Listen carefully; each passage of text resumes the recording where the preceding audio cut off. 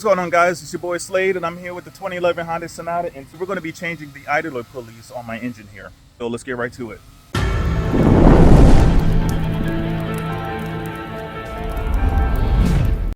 Alright, so I already removed the serpentine belt, and this actually is still in good shape. I ordered a new one anyway. Got a little ding right here. I don't know what that's all about. This should be fine. But I'm going to change this anyway. I ordered a new one with a new tensioner pulley and two new idler pulleys. So I'm going to be changing this one right here. That's the top idler pulley with the serpentine. I'm sorry, not the serpentine. The tensioner pulley right here that I'm spinning. And the one underneath it, you can see right there, just underneath, I'm pointing to it right there. That one is actually making a clicking sound. So it looks like I got a bad bearing in that idler pulley underneath the tensioner. So the AC is fine, the alternator's fine, the AC is fine. Water pump over here, that's fine too. I'm also going to be, got the wheel off to make it easier access. I'm also going to be changing the crankshaft pulley. So I found a company that makes lightweight ones, so they'll make the engine run a lot quicker, a lot smoother. But that one right there, that's the culprit. Take a look. I'm going to spin it, and we can hear it's not smooth. It actually clicks a little bit right here. You hear that?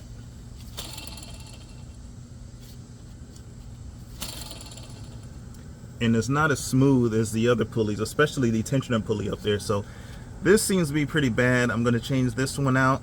I'll wait for that to come in the mail. And put a new serpentine belt, and hopefully this will do the trick. This will fix that noise. Now, while I'm waiting for the new parts to come in the mail, I can't drive this car with this like this anyway, with this sound anyway. So I'm not going to put the serpentine belt back on. Instead, what I'm going to do is I'm going to remove this pulley, and this requires a, let's see, I think it might have been like a 13 or 14. This actually is a serpentine belt tool, so this makes it a lot easier to reach those pulleys there, because the frame of this car is so close to the engine. I cannot get any of my ratchets up in here or any of my sockets to fit properly on here. It just barely fits, and then I have to unloose it, and then I won't be able to get the tool out because it's just, they're too fat. So this guy right here makes it a lot easier to grab. And shameless plug, this is the tool that I got right here, serpentine belt tool, ABN, real simple. You can probably rent these from AutoZone or Harbor Freight or something like that for free. I don't know, don't quote me on that, but it wasn't expensive at all, and I figured I'm just gonna buy my own because I'm a tool hoarder and I just collect shit. So I'm going to take off this guy right here.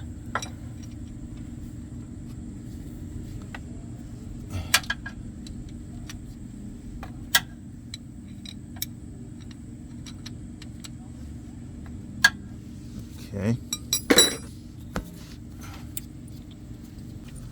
All right, here we go.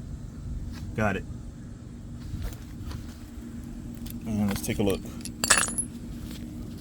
All right, so here's the pulley, and this is the one that was kind of bad. You can actually hear it. I spin it a little bit, you hear it rattling in there. So bad bearings, and we'll just wait for the new one to come in the mail. And while I'm at it, I might as well take off this one too.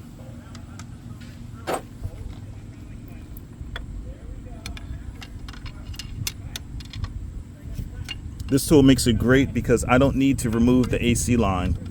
Really, once you unscrew that little bolt right there, you can only really move the AC line maybe about a ½ inch. Sometimes that's all you need, but since this tool is so thin, you don't even need to do that. All right. Correction, looks like I may need to remove the AC line.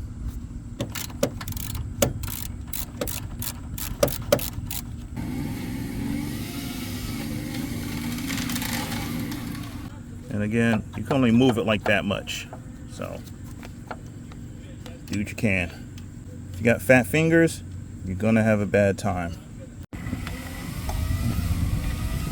All right, got it. All right, now getting back up underneath the car, because it's better to remove the idler pulley screw from underneath the car than above the car. We've got the engine bracket, the engine mount, AC line, the frame. There's a lot of stuff in the way to get good leverage. So we're underneath the car, and because the tensioner pulley the bolt is reverse threaded, we're actually going to turn it to the right clockwise instead of counterclockwise to unloosen it. So the reverse threading on this one, clockwise, turning it clockwise or to the right, actually loosens it up. So I'm going to turn it clockwise. All right. All right, that one actually wasn't too bad. I removed the tensioner pulley off of that. It was a tight fit because I still have my oil catch can right here, and that was in the way. I probably should have removed that first, would have made it a lot easier, but I was able to get that off with a 17 millimeter. And now there is another little bolt underneath. Let's see if I can zoom in on it. I see it.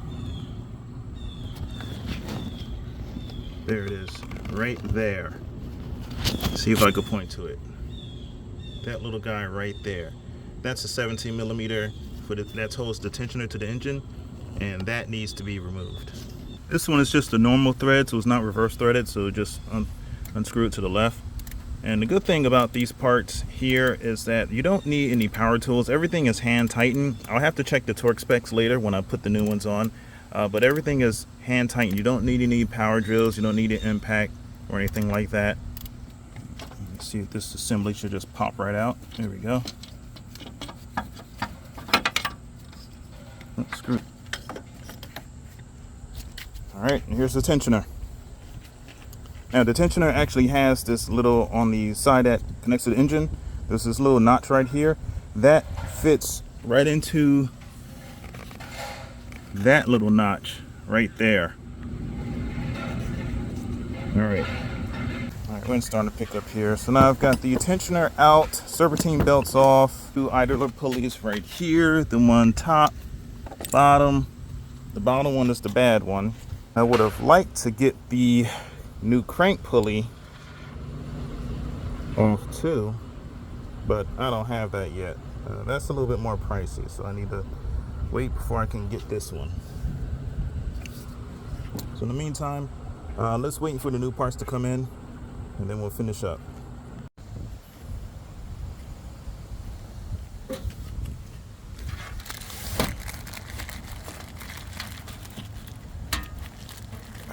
Just stuff it in the mailbox. All right, here's a new serpentine belt with the new pulleys in here. All right, now we see what we got here. We got the new serpentine belt in the mail. We got the new idler pulleys, the one below, the one above. This one came with the screw, which is good. This one didn't come with the screw, so I'll have to reuse the original screw that came with it. But it sounds really good too. Sounds really good now. And here's the new tensioner. And this came with the bolts in there, the screws. Cool. So let's get these on. And this pulley's already on here. I can't get that off. So let's see if I can get the tensioner on without taking off that pulley. Yep, I gotta get this pulley off first. Okay, it's got the tensioner in now. Now I'm just using a 17 millimeter socket to tighten that in. By the way, these need to be torqued to roughly about 29 to 30 pounds. But since my torque wrench can't fit in this area right here, I'm just going to tighten this down as best I could. Now that I got the bottom idler pulley on, I'm getting the tensioner pulley put back on.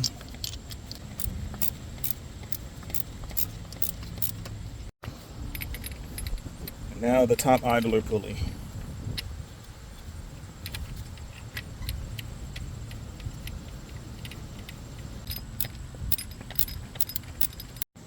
All right, now that we've got all 3 pulleys on, now comes the fun task of snaking the serpentine belt in the proper orientation through all these pulleys here. So I'm going to post up on the video below. I'm going to post up a screenshot here. Here's a hand drawing that I found online. This is the orientation of how the serpentine belt is supposed to look when it's on the pulley system. So now we're just going to follow this route, and hopefully I could get this thing on with no sweat. But there are no promises, because this is probably the worst step in this whole pulley process right here, just getting the belt on. All right, finally got the serpentine belt on. Like I said, this is a real arduous task to do. You have to put a lot of tension on the pulley, very minimal space to work with, but I finally got it on and I'm happy about it. Car sounds great. All you hear is the high pressure fuel pump, that little ticking sewing machine sound. But all in all, this worked out very well. Don't hear any more clicking from the pulleys. So I'm gonna go for a test drive, and yeah, we'll call this a day. So thanks again for watching, guys. If you like what you see here, give me a like, give me a follow, let me know what you think, and I'll catch you guys in the next one.